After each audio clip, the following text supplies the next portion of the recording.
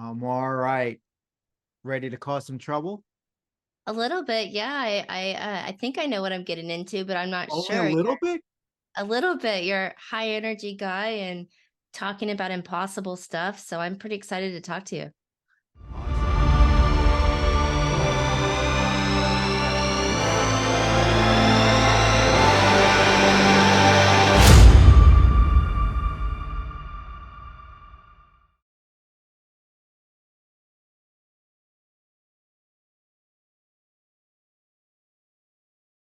All right. Welcome everyone to another episode of Rise of the Robots. We've got a special guest today who's going to introduce herself, and then we can get into talking about startups, robots, and whatever else she might have in store for me. So, you want to introduce yourself?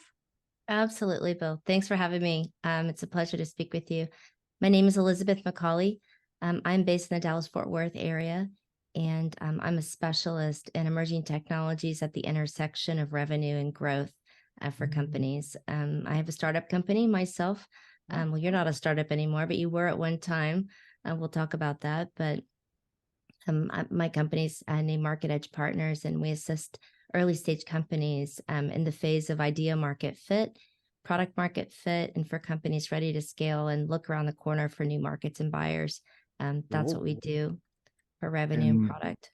a little shout out to Chief. That's how we got connected. Our CIO introduced us to you. And from what I hear from Mercedes, it's been a fascinating and awesome group of individuals meeting up and causing trouble in the background, I think. Yeah, But I would agree. The Chief Network is it's a really excellent network of women executives. There's, it's nationwide and now in the UK. So there's quite a strong group here in the Dallas Fort Worth area, and then really all around the country when we travel. We have meetups and get to know people we would never have met before, and yep, that's what's really powerful with the network effect. very cool, very cool. So you're gonna do some softball questions, or you're gonna hit me with the hard one right off the bat? No, I've been doing a little bit of some research, of course, Bill, and I love your language of impossible ideas. And it takes a special person to do things that feel impossible and to do the daily steps to make progress on an impossible idea. So I'd like to get your perspective. Where did that's just embedded in your soul and your bones. Like, where is this impossible idea? Where does that come from your history? Oof, that's all right. You gotta start me off on a doozy. I have a friend who calls me the no door guy, and I don't know where this comes from. He's like, okay, if Bill sees like a wide open door and he sees what's on the other side of it. mm, look at the medium-sized door, might be closed. Then there's a small door you can barely get into. Bill's gonna go create a door where one doesn't exist. So always somehow end up taking the difficult path. But usually what I try to counsel founders and entrepreneurs, like you need to pick something that you're really enamored with and you're really willing to go to the mat for. 95% of startups fail. Yeah. And part of it is maybe the founding team or the CEO doesn't have it in him or her to really push when it's 3 o'clock in the morning, the world is ending, no Hmm. one's willing to help, and you have to pick yourself up and figure out how to move to the next thing. And that goal has got to be so uh captivating that you're willing to do and I've done it, a lot of irrational, completely illogical, at times stupid and ignorant things to just force the outcome to happen. And in my particular case, I think a lot of folks know this. I was born in New York, and I think 9/11 had a profound impact on me. And this country gave my parents a wonderful opportunity, and I'm trying to repay it in my weird way. But I really want to secure the country better. I think it's an injustice as to how things have unfolded. And I don't think the local, state, or federal government is going to fix the problem. Yes. So, well, we'll try to do the impossible. we've got a running start now, but it's been 10 years of slogging to get all this built from scratch. But that keeps me going. That's the drive to try to make the impossible a reality. Yeah, I like that. I really enjoy the Simon Sinek start with why, know what your why is, why you're grounded, and it's going to get you through the dark times because no question when you're starting a business, running a business, things are going to be hard. That's the only guarantee is that things will break, things will fail, people will leave. And this is also part of, I think, attracting the right people when you've got your why and the lighthouse is on, so to speak, people are become very attracted to that mission. So I don't want to make too many assumptions around the why for you as public safety and protection. Is there something more there besides giving back and healing the country around public safety? Is there more there that drives you? I think public safety, I think, is the um, kind of overriding aspect. I think second, as an ex automotive executive, I really think autonomous technology is going to dramatically change the world. I'm just not in a little bit of violent disagreement on the path to commercialize the technology, and we're Yeah. taking a decidedly different path. I think the third one is, frankly, I usually call it negative fuel. You Mm, keep telling me no, like I'm gonna make yeah. sure that you remember that you told me no, and now it's Right. actually working. Right. So maybe that's the New Yorker in me, but you punch me, I'm gonna punch back. And that shouldn't be the overall driver, but sometimes CEOs' jobs are horrifying. You get punched in the face almost on an hourly basis. Hmm. So you got to be able to take those punches and somehow do some reverse Jedi mind trick to turn that into some sort of motivator to get you through the day. Right. So, this idea of autonomous data machines is, I like the way you talk about that because when I think about emerging technologies and I really like how technologies come together to create new opportunities.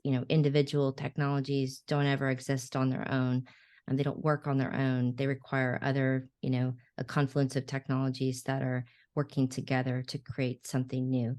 And I think this is a lot of buzz around generative artificial intelligence and what is it and how does it apply. But there's all these other there's a lot of things that are combined into a solution that solves a problem with data systems and other kind of sources of information. I like how you talk about autonomous data machines versus just the a security robot, which is kind of a much narrower thing that might be a sub-market of the overall data machine market. So is there a reason why you use the data machines versus autonomous security robots? I think internally we still call them autonomous data machines, and I mean they generate a massive amount of data, Yeah. north of 90 terabytes a year. But I think for our end user clients, that's a little bit over, doesn't kind Hmm. of compute. So externally, we usually use autonomous security robots. But I think part of the issue with some technologists is they get too enamored with the actual technology. And I'm not a roboticist, and everybody's like, why is that guy running that company? And we're not a robotics company. The idea is to secure the US. And frankly, if you told me paper clips and rubber bands would fix the $2 trillion impact of crime every year, like, okay, we're going to go make better rubber bands and better paper clips. I just think that unique combination of autonomy, electric vehicle technology, robotics, and AI happens to create something that the officers and guards can use out in the field and in the real world. And this wasn't always the case, right? When we started, like everyone's like, "Hey, you're out of your mind. This will never work." But kind of fast forward a decade, the overnight success. Now we've operated millions of hours out in the field, generating millions of dollars of revenue, and actually got it working. And trust me, we still we still have a lot of work to do to get where we want to go. But we're the first chapter, I think, of a very long story's finally behind us. You've got proof in major markets, New York City, LA, Vancouver, Dallas, you've got real examples of adoption and value creation in very large markets. It's taken a while, to get there to your point, but 10 years is a blip on the radar for adoption of this type of technology in society and kind of embedded in the fabric of public sector protection. Um, how much is the progress by market when you look at the different markets? How much is it about just working with those cities and local governments to make sure that the technology is successful versus, is it pretty self-explanatory and the value is there? How much hand holding do you have to do with these public sector entities to do value realization? Oof. A lot of investors don't like to hear this, but we have to spend some time educating the market. Mhm. And, even just trying to sell the technology, we've tried all kinds of go-to-market strategies in terms of distribution and sales support and the like. But at the end of the day, it's a really complicated set of technologies. Mhm. It usually takes us 6, 9, 12 months to onboard a proper, a sales executive that is experienced, Right. because it's really complicated. Um, I think the way we got some momentum is, as I often say, landing our first casino was really hard. Landing our first hospital was really hard. Landing our first law enforcement agency is really hard. But then the Mhm. conversation with the second one, the third one, the fourth one, uh, it becomes that much easier. Yeah. And I'll try to be polite here, but the law enforcement security sector is not the most technologically progressive part of the economy. And so you're also starting from a different, point. And that's why we ended up doing this crazy uh, thing that my team thought I was completely lost my mind, which was the Robot Roadshow. So Show. folks can Yeah. go to knightscope.com/roadshow. They can see this kind of crazy robot aquarium that's going across the country. And at the end of the day, I don't know, the way I came across it was, if you'd probably agree with me, the auto industry is over 100 years old. It's a mature industry. Everyone knows what a car is, but for whatever reason, we have whatever 20, 30,000 used and new car dealerships, and everyone needs to go, open the door and make sure it closes, right?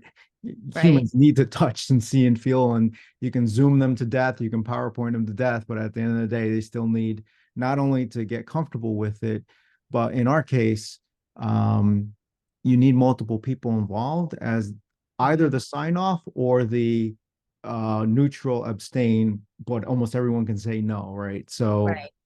if you wanted, as example I often give is, if the chief security officer wanted to change all the locks in the building, like you're not having a board meeting, IT's not involved, facilities may or may not be involved, purchasing, legal, finance, cybersecurity, all this other stuff. But if you want to go put a 400-pound robot on campus, like you're going to have a lot of people involved. And one of the cool things with the Robot Roadshow is to literally drop the robots at their doorstep and it's like, okay, who needs to come and see? And that's been a unique selling technique to be able to actually get all the decision makers in literally in one room to try to move things forward. It's a little bit different than taking your dog home, isn't it? A little bit different, and it's I don't know, mobile trade show, and Yeah. I didn't think, well, I gave a 50-50 chance it would work. I didn't think it would work this well or that the team would want to continue doing it for this long. I think we just did our, I think, 100th stop in, I think, 2 dozen different states. And it brings the kid out of everyone, which is the other cool thing to see. Well, so you've combined, so you're absolutely right that when you're building new markets, educating the market is the first step. And that's true of data services or a new kind of analytics or any other technology. You spend a lot of time educating the market. What is it? Why is it important right now? what's the value creation, and it sort of softening the ground for, those prospective buyers. So that's absolutely part of a go to market. But then, And you have to have some stamina because Mhm. some folks might take the meeting and you're talking to them for a year or two or three. Mhm. I think one crazy situation we had, I think it was the chief of police. His son ended up taking over, and now we're you know still talking to the same police department for I don't know how long. But yeah, it takes a little bit of doing, but now we've got a bit of momentum, so we're Yeah. excited about the future. The public sector sales process is complicated on its own without involving enterprise sales in the process, which is, all of the We got the stakeholders worst of both have to worlds. align. You got both of them that are very complicated. So everything else should be kind of smooth sailing. Aside from public sector, I'm sure that's your initial focus, or your focus really for safety. Are there other markets that you think, just being in this space, that really could benefit from use of autonomous data machines? Yeah, folks get really frustrated with the following answer. In some cases, folks really like what I have to say here, but I think part of the problem why a lot of startups end up failing is the lack of focus or the alternative of uh, trying to find the shiny new object somewhere else. Hmm. People are like, well, you should make a robot to clean the house. You should, do hotel robots. You should do restaurant robots. You should do this, that, and the other thing. And my question always is exactly how is that going to make the US a safer country by us going to do that? Hmm. And then the realization is like, oh, he's not kidding. Like, yeah, I'm pretty focused. The country's 200 years old. We're on our 46th president. No one's ever fixed this problem, and somehow we're going to fix the problem and do two or three other things. Like, no. So sure, are there other, if I was a Boston consulting group or Booz Allen consultant, wanted to put my little chart together of all these opportunities we can use this technology, yes, you can PowerPoint people to death as to what could be done with the technology. That's not our mission and that's not our focus. And I think that helps clarify things for folks. And we've got plenty of workload ahead of us. And people think I'm kidding. I literally, we have 2 or 3 decades worth of work in my head that we need to get done. We don't have time to be looking elsewhere. It's an excellent fine point you put on that. And I did notice that you're very focused in this area of public safety. Um, Talk about for a minute your role maybe in helping shape policy around public safety, and do you get involved at all at you know, the government level, lobby, and anything like that? I'm thinking about, you know, you've got a lot of protections in place for the bots, for, the bot safety, but at some point in time, we might run into protection for the machines themselves.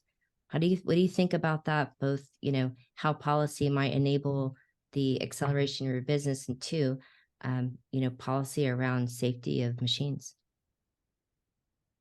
Oof. So one of the things uh, I hate getting older, but one thing that I do love is having the experience of gone through, a lot of things in my life, traveled all around the world, seen a lot of stuff. Fortunately or unfortunately, spent a lot of time in Washington, D.C., and see how the place works, or in some cases doesn't. Um,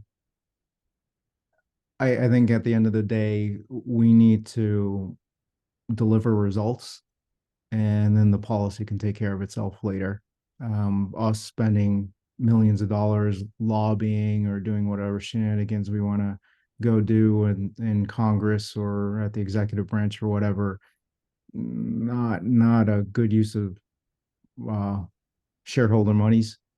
I work for our shareholders, and I need to make sure we maximize the long-term potential of the company, but also deliver on our mission.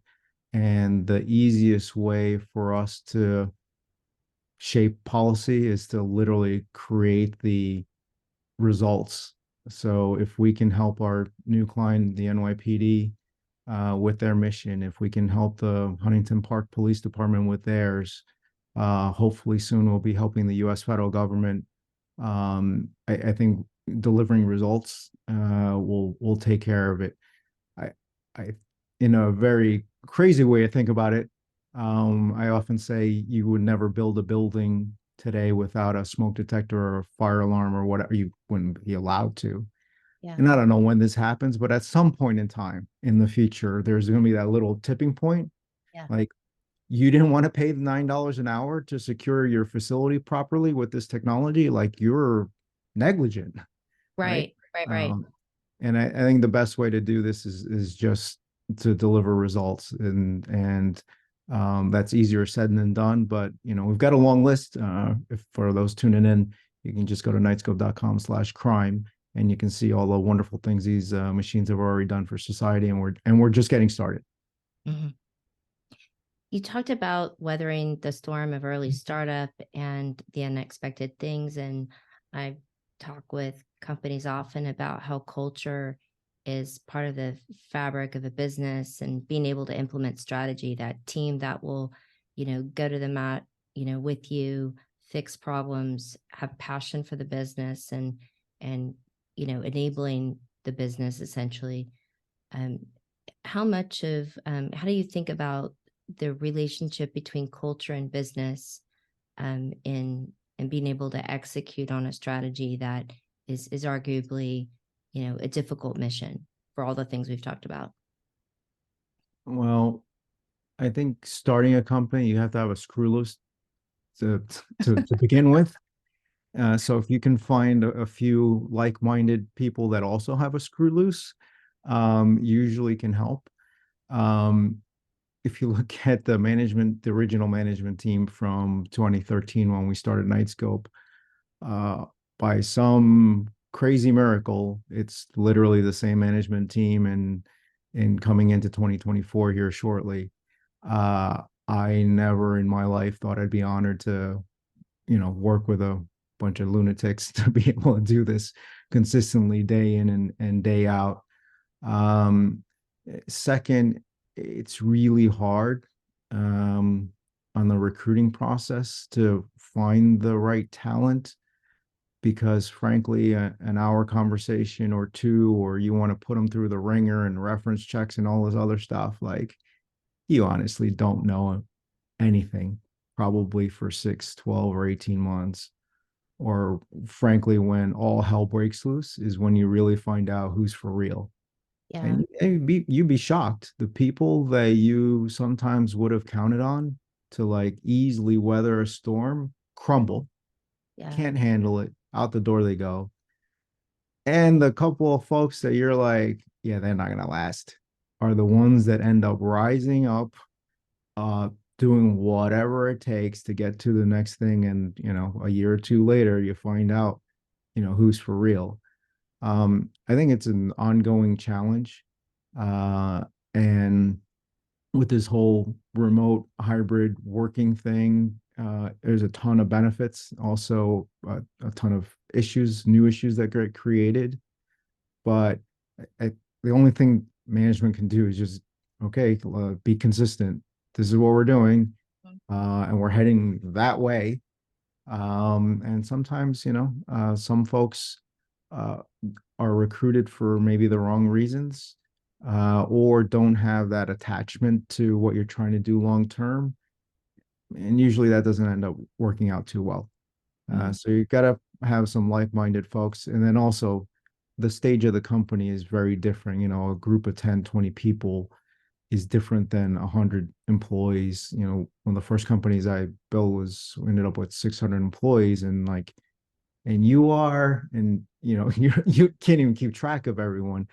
And that also requires sometimes a different demeanor, different skill mix, and it's rare that entrepreneurs can, there's the growers, and then there's the peacetime whatever CEOs, and the wartime CEOs is like, yeah, if you're really into what you're trying to do, you'll figure out how to, grow the company, and still continue to operate it. And I'm flattered you said we're not a startup, but we're still a startup. I mean, Tesla and SpaceX have been at it for a longest of time, like 2 decades, and they still get called a startup. So I don't know when that stops, but Yeah, no, uh, that's fair. just because we're publicly traded doesn't mean that No, all the startup madness isn't is behind us. well, and even within large companies, there's new business units that start up, and so you have a whole culture within a large Oh, I did company. that For once. sure, That's a not startup. fun. So That is yeah, not no, fun. I've lived in that world as well. So I do understand, but your comments are pretty interesting about the um, navigating the different stages of growth. They all have their unique challenges and opportunities. Talk a little bit about work from home and remote type of work and in person. Like how are you?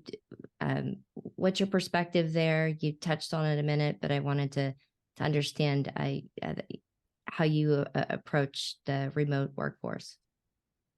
Yeah, so I think probably like 80% of our team is all across the country. I've lost track in 12 or 15, 18 states. Um, and in some cases it works out, extraordinarily well because we've been able to attract teammates that we otherwise wouldn't have been able to recruit because living in the cost of living in Silicon Valley can be, a little extreme at points. In some cases, also very helpful because we need to operate 24/7, and having people in multiple time zones actually is to our advantage. Um, I think in a lot of cases when you have folks building machines, you've got the electrical folks, mechanical folks, and the like. Whenever there's that interface, it's a lot easier to physically be there. I think net probably there's more benefits than negative, and I know maybe that's not that popular to say this these days, but just the time spent in a vehicle getting from A to B, uh, you know, I used to lose, a lot of time just commuting or frankly being living on an airplane Mhm. three weeks out of the month is not only not healthy, but you lose hours and hours and hours of productivity. So for me to sit here and chat with you instead of you coming here or me flying to Dallas, like it's an efficient use of time. So I think people are still getting used to it.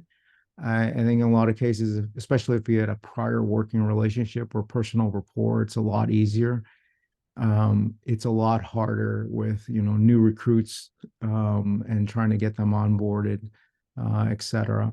And then lastly, I'll say we use primarily Slack versus email and what have you. And as crazy as Slack can get, it does let you be a little bit more connected with the rest of the organization than waiting for the drip emails coming in.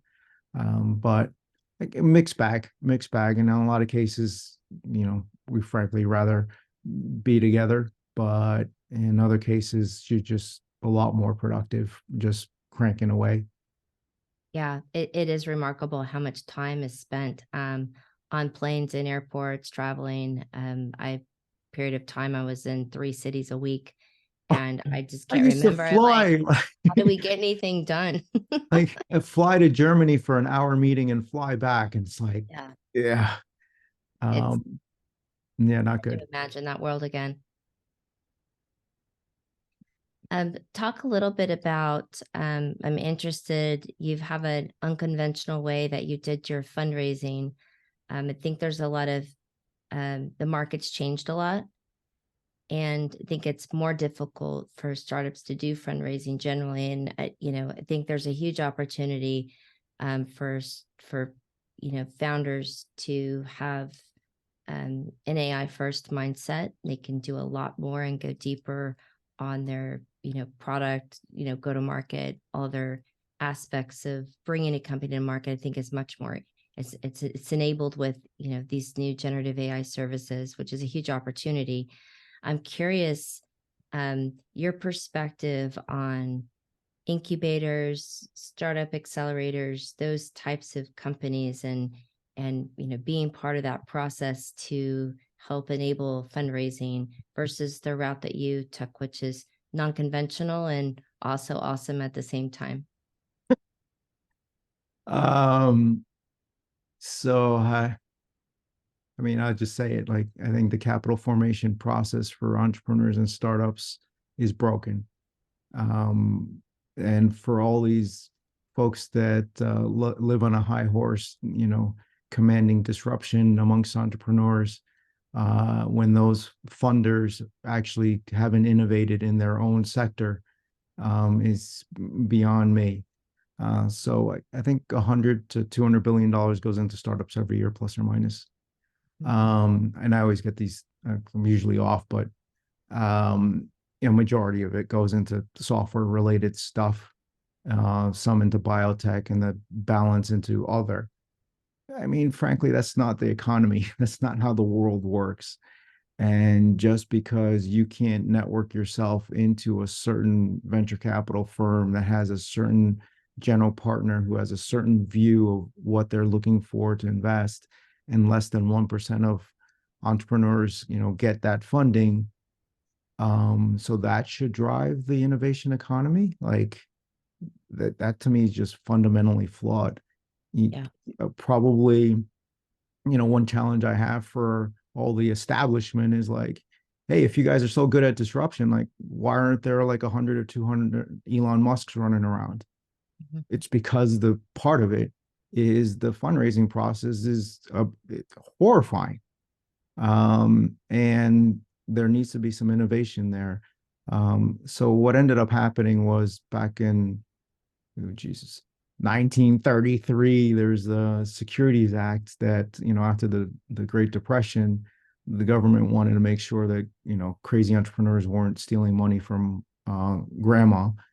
And so they passed all these rules that basically, if, unless you're a high net worth individual, a certain level of income, you're not allowed to invest in startups. Like you could go to Las Vegas and place your whole house on red, but you can't write a 500 or $5,000 check to a startup. This is absolutely ridiculous. So in 2013 to 2015, the administration and the SEC finally got around to revising the rules to allow companies to raise money from individual retail investors. And I actually hate the term. They ended up Retail using crowdfunding. It's crowdfunding. like so annoying. Hmm. And the reason is because if you're at Goldman Sachs or Morgan Stanley or JP Morgan or UBS or Deutsche Bank or whoever, and you go run an S1 IPO process, um, what are you actually doing? You, as the banker, are crowdfunding, getting Right. every Tom, Dick, and Harry fund, family office, REIT, or whatever to write a check into your deal. Hmm. Like, why is that different than an entrepreneur going, hey, I have a prospectus. Would you be interested in investing in this? Hmm. And so we took a lot of criticism for doing this, but we ended up raising 100 before the public listing, $120 million from 35,000 investors across the country, and frankly across the globe, I think in some cases. Um, and part of the reason was, I told you why I'm doing this, and I'm sitting here in Silicon Valley. We're trying to raise money to go do something positive for the country, and all I got was no, no, no, and then no again, and then no again. Like this will never work, and it's going to cost way too much money, and this is not an investment thesis for something. And so that's a good first test of a founder. Like, do you really believe in what you're doing? You believe it so much that you will find an alternative way to get your company funded because you believe in it that much. Like you were willing to force something to happen that conventional wisdom said, not going to happen. And so usually it's not every day, but it feels like every day I have a founder pinging me, asking me, how do I go raise this money in the manner that you did? Because it is unconventional. I remember a few years ago, a venture capitalist sat me down and she's like, okay, Bill, tell me what you're doing. How does this work? And so I spent a half an hour explaining exactly how was doing this and getting the funding that we needed to go build the company with no private equity shops, no hedge funds, and no VCs, and not selling board seats to the highest bidder. Right. And after like the 31st minute, she turned pale and she's like, well, if every founder knew what you knew, we wouldn't be necessary. I'm like, well, I didn't say that, but you know, uh, I often counsel entrepreneurs to not just work on product market fit. You need to work on capital company fit. What is the type of capital that you need to get what you need done? In some cases, it might be perfectly fine to go find a VC or find a strategic corporate investor. Depending on what you're trying to do, it might be a PE shop. But in a lot of cases, folks don't have those opportunities to look through the whole thing. Mhm. Incubators and as back to your question, incubators and accelerators, they can be profoundly helpful. In a lot of cases, entrepreneurs, you can do a lot of things. You can recruit people, you can sign a lease for a building, you can brand something, you can build new technology. The one thing you can't create, time. You Yeah, cannot that's right. create time. And if an accelerator has 400 major corporations that are literally looking for deal flow, possibly looking for what you need, like, it might be a good idea to affiliate yourself with one and get into that networking opportunity. It certainly helped us on a particular deal. And it's not for everyone, but it's certainly something that could be extremely valuable. There were a couple of things that you would change about the whole fundraising process, getting to market for, founders. What would those things be? I geez, where to Well, start? yeah, that's the whole thing. The It's whole thing's a cluster. I think one thing I would say is like you shouldn't be selling board seats to the largest, highest bidder in a financing round. That's basically the way it's done in Silicon Valley. Is like, all right, whoever wrote the largest check in the Series A or B or C somehow is now qualified to be a board member and basically have partial control over your company. Like, I don't think that's the best way to architect a Mhm, governance structure. And oh, mhm, by the way, now you've been introduced conflicting parameters where that GP is primarily focused on their uh, share class and their preferred stock and what is the outcome for them. They don't work for you as the founder. They're supposed to outlook for all the shareholders and have a fiduciary responsibility to do that. But I've seen it. I've been backed by VCs. I've seen this literally firsthand. It's not true, right? And when it comes to it, they're going to protect their share class and their fund, and throw away their fiduciary responsibility. So I think that's one thing I would be, certainly cautious about. I think the other annoying thing is, a bunch of people saying, "Oh, hardware is hard," and dissuading entrepreneurs from finding something that's really difficult and going to work on it because they can't get the funding. And this is infuriating because whatever it is, 80% of the funding sources is all software folks. mhm. And I've said before, this is like a bunch of lawyers started a hospital and then are running around telling everyone like surgery is really hard. It's like, no joke, Jack. Like, like That's not your deal. that's not your deal. And why are you telling everyone else that it's hard because you don't know how to do it? That's right. And it's I've seen how many entrepreneurs I feel really bad for is they're not willing to go try to get this thing funded or try to pivot to something different to try to get it funded because the fund or person holding the keys to Mhm, getting doesn't their understand. financing doesn't like hardware. It's like you're gonna download the rocket ship from the cloud. Like the level of stupidity sometimes is incredible to me. So I think there needs to be a better way. And I think the third one I would say is the limited partners who are putting money into these funds. You know, these funds get paid 2 and 20 and end up taking board seats. And then if you follow the whole process, it's really bad, right? Why is it that certain states, certain, you know, national stock exchanges like NASDAQ and the NYSE need to pass rules as to diversity uh, you know, gender splits and everything else? Well, it's because the funding process, basically you're selling the board seat to the highest bidder, who happens to be of a certain type, who Mm-hmm. then gets Mm-hmm. his buddy, to take the next board seat, and then the next board seat, and the next board seat, and then you'll take the company public, and you're looking at the board going, hmm, why does this all look the same? Well, I don't know. Maybe it's structurally flawed. And so this is just horrifying. And I think I would wish the limited partners, you know, the endowments and the pension funds and everybody placing these monies would be a little bit more careful as to where they place it. Mm-hmm. And they should be demanding for 2 and 20. They should be demanding a lot more innovation in how you finance companies than this nonsense that happens today. I've also observed that many early stage companies, because of lack of resources, end up trading out their equity for advisory work, and then they have a whole stable full of advisors, all who have conflicting points of view on how to go to market. It creates a lot of confusion and delay, and I think that's also just this kind of a function of um,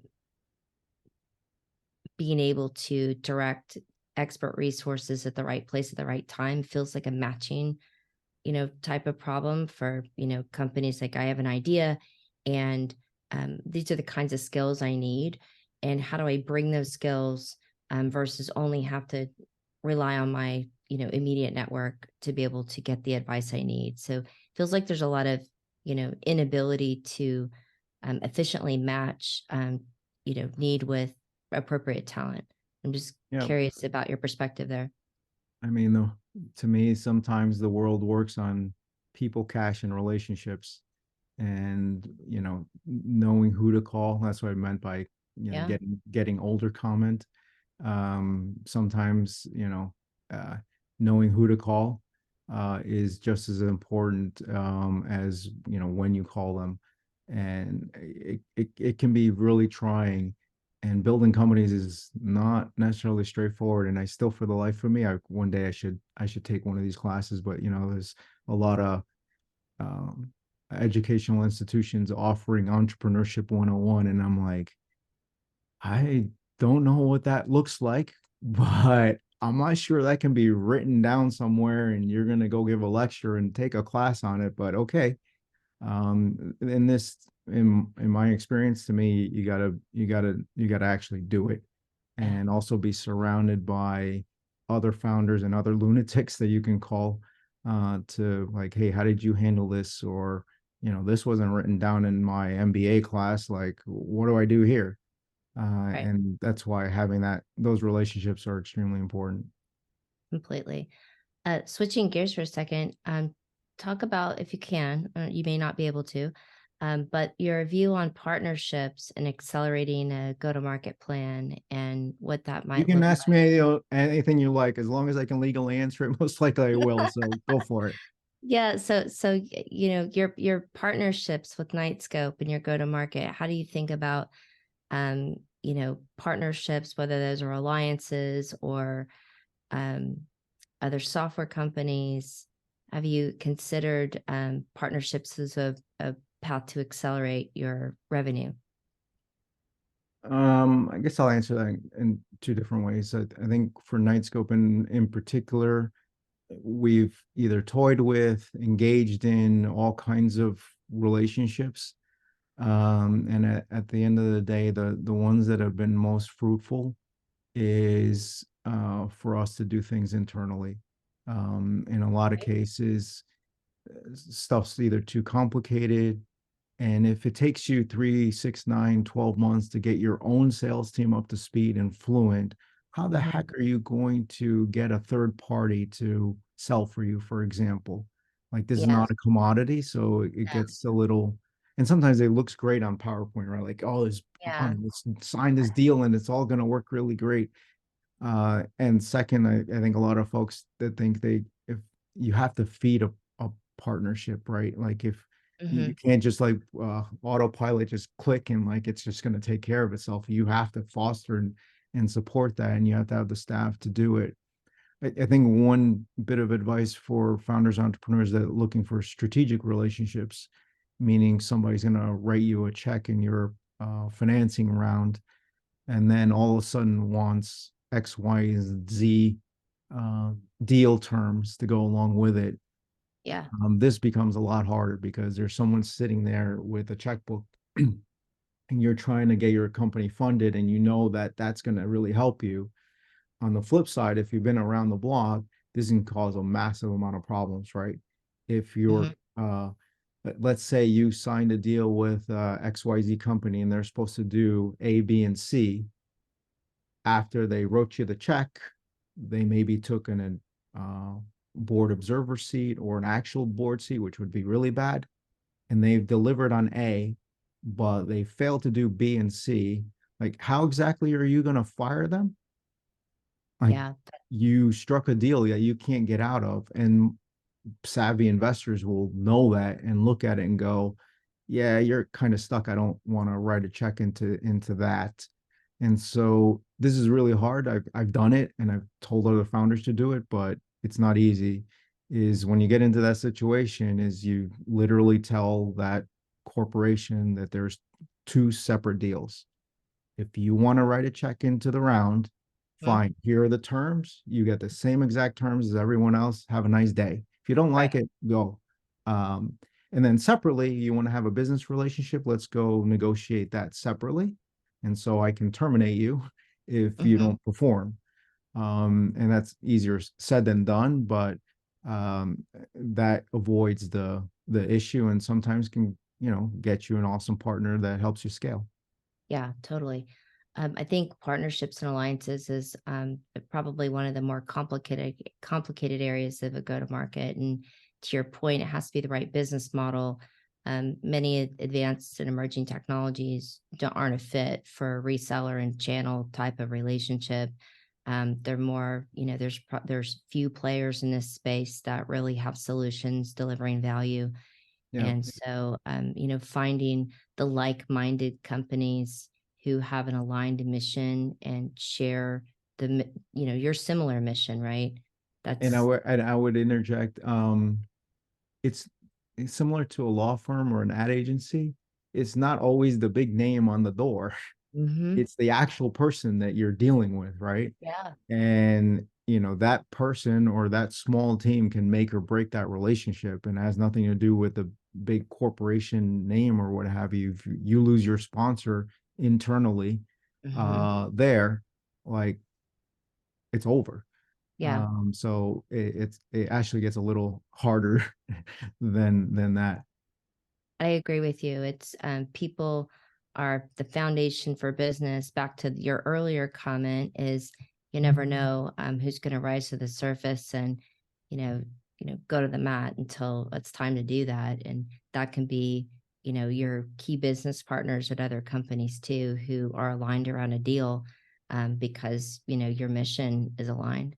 So Yep. those kinds of opportunities could be really good opportunities.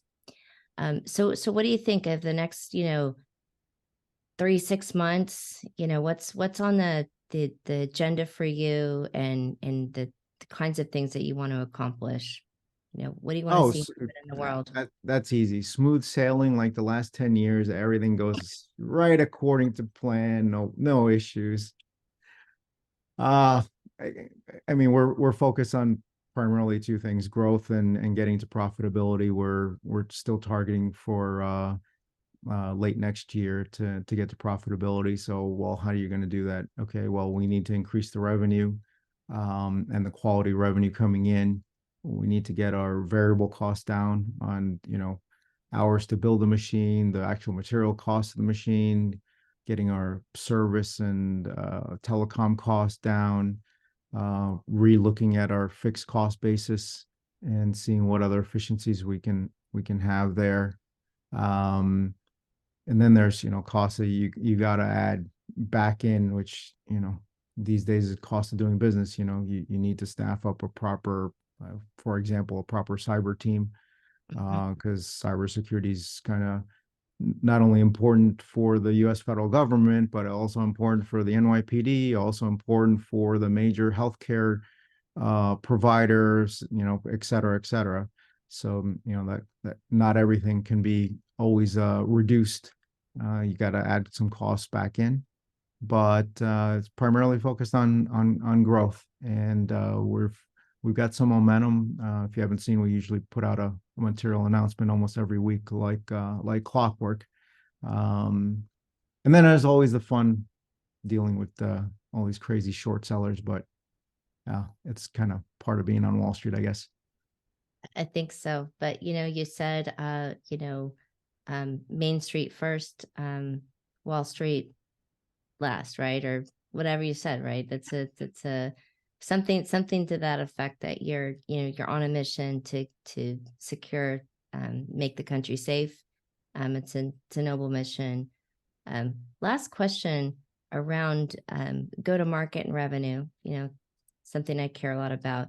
Um, how are you implementing generative AI into your sales and marketing processes to drive down your costs overall, and potentially increase your quality and your engagement with prospects, and even in your customer success process?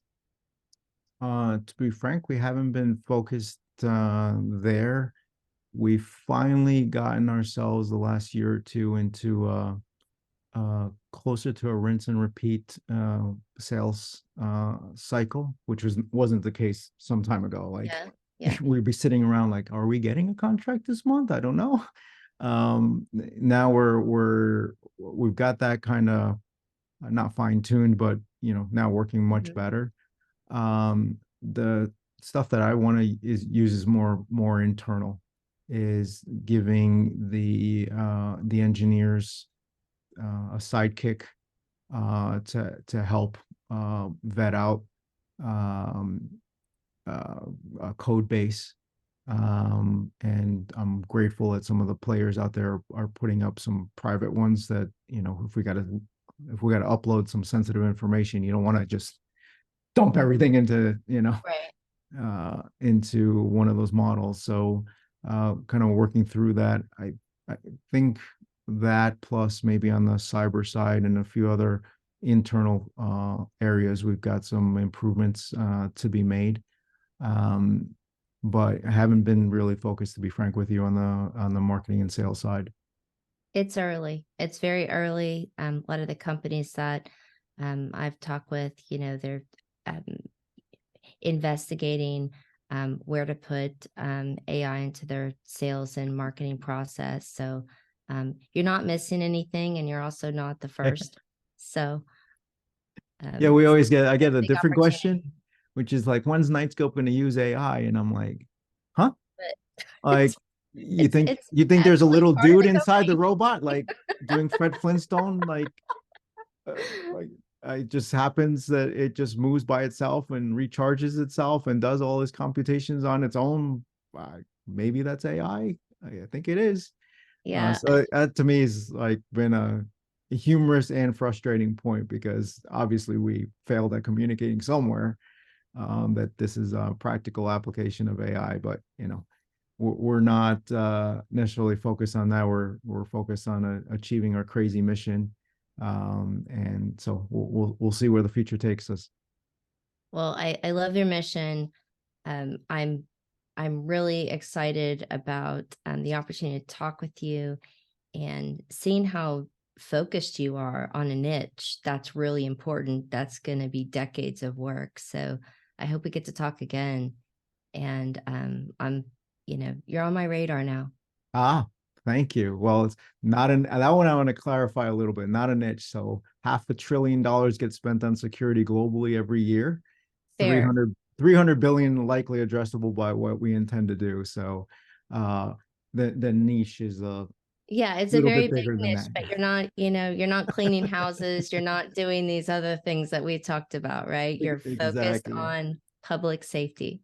Exactly. Exactly. Well, thank you so much for doing this, and appreciate it. And well, you're on our radar too. Have a good day, Bill. All right. You take care. All right. Bye bye.